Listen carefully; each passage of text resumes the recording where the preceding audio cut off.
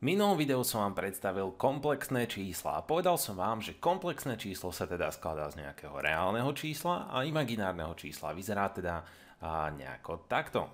No a začali sme už pracovať s touto našou imaginárnou jednotkou i, ktorá je veľmi dôležitá. No a skúšali sme ju umocňovať a skúšali sme zisťovať, čo sa stane s touto našou imaginárnou jednotkou, keď ju umocníme. No a poďme si vyskúšať nejaké náročnejšie umocnenia tejto našej imaginárnej jednotky. Povedzme, že si vyskúšame i umocnené na 100. Pretože toto sú príklady, s ktorými sa či už na strednej škole alebo neskôr môžete častokrát stretnúť. Mali by sme umocniť našu imaginárnu jednotku na 100. No, povedali sme si, že tento náš cyklus, ktorý nadobúda hodnoty 1i, minus 1 a minus i, tak má vlastne 4 časti. Vidíte, tu jedna časť, druhá, tretia, štvrtá, tu máme opäť jednu, druhú, tretiu, štvrtú časť. No a skúsme si teda tento náš zápis, toto naše i na 100 nejakým spôsobom upraviť tak, aby sme dokázali použiť to, čo sme sa tu naučili. Povedzme, naša stovka, respektíve tento náš zápis by sa dal prepísať ako i umocnené. Ja si stovku skúsim vydeliť 4, keďže tento náš cyklus má 4 časti. 100 deleno 4 sa rovná 25, to znamená, my si i na 100 môžeme zapísať ako 25 krát 4, alebo teda i umocnené, ja to zapíšem naopak, i umocnené na 4 krát 25. Ja som len túto našu stovku teda rozložil na súčin. No a my z našich pravidiel algebry vieme, že tento náš zápis si môžeme zapísať ako i na štvrtú a následne ešte umocnené na 25. Toto je jedno z pravidiel algebry, ktoré by sme už mali vedieť. No a teraz, keď sa pozrieme spätne, pozrite sa, čo tu máme. My tu máme naše i na štvrtú, ktorého hodnotu samozrejme vieme. I na štvrtú sa rovná 1. To znamená, že tento náš zápis sa dá zapísať ako jednotka umocnená na 25, keďže i na štvrtú sa rovná 1. No a čomu sa rovná 1 umocnená na 25? Rovná sa 1. No a takže vidíte, že sme dokázali vypočítať prvý náročnejší príklad. Skúsme si niečo ešte náročnejšie, alebo teda ono to len vyzerá náročnejšie, ono sú to v celku jednoduché príklady. Skúsme i umocnené na 501. Opäť, skúsme nejakým spôsobom si tento náš exponent vydeliť 4, ale 501 samozrejme nie je deliteľná 4, tak si to skúsme zapísať takto. I umocnené na 500 i umocnené na 500 krát i umocnené na prvú. Pretože toto je opäť ďalšie len práca s exponentmi pri nejakých algebraických výrazoch. No a teraz, môžeme s tým niečo spraviť? Môžeme. Máme i na 500. Ako sa to dá upraviť? Je to vlastne i umocnené na 5 a krát 100. I umocnené na 5 krát 100. Poďme ďalej. A naše i na prvú, čomu sa rovná i na prvú, rovná sa to nášmu i. Takže krát i.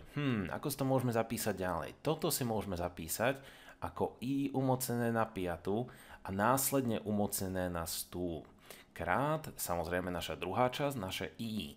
No a teraz, i umocnené na 5 my vieme, čomu sa to rovná. I umocnené na 5 sa rovná len i. Takže máme i umocnené na 100, to je táto naša vonkajšia stovka, krát ešte i.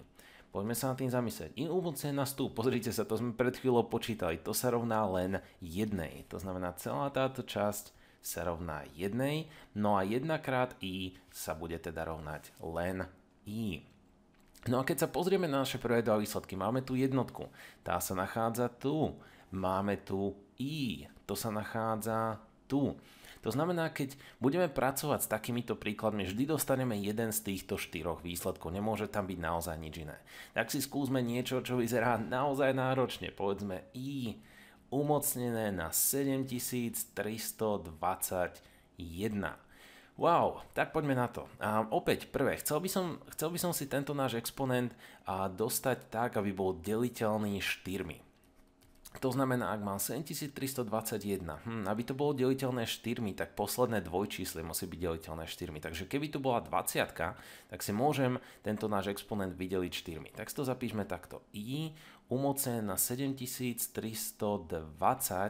krát I umnocené na prvú.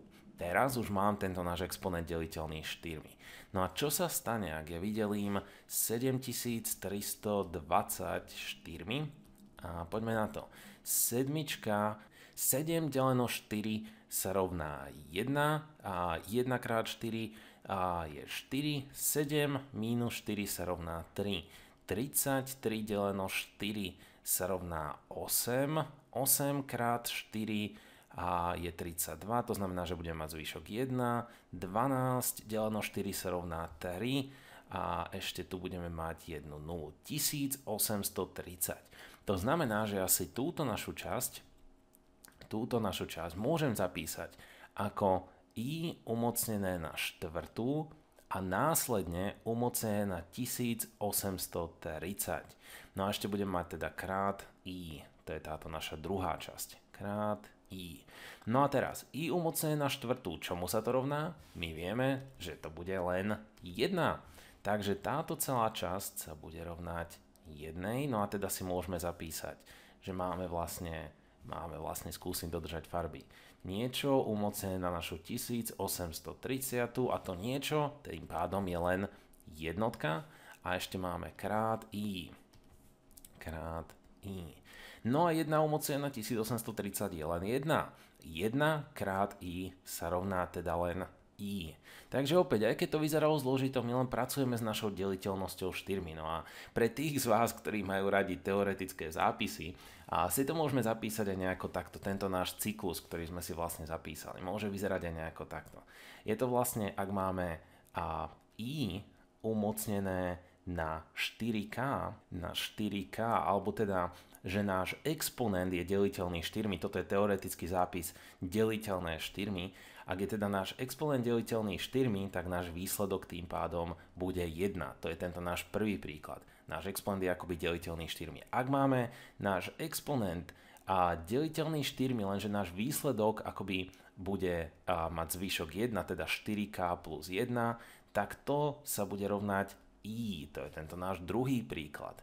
Ak by sme mali I umnocené na 4K plus 2, alebo teda ak by som náš exponent vydelil 4, tak by som mal zvyšok 2, tak môj výsledok by bol tento minus 1.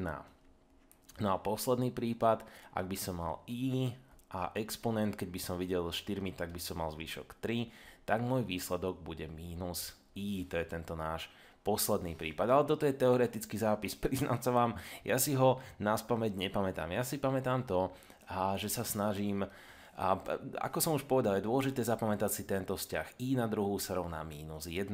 No a I na nultú si dokážeme odvodiť, I na prvú si dokážeme odvodiť, I na druhú si zapamätáme.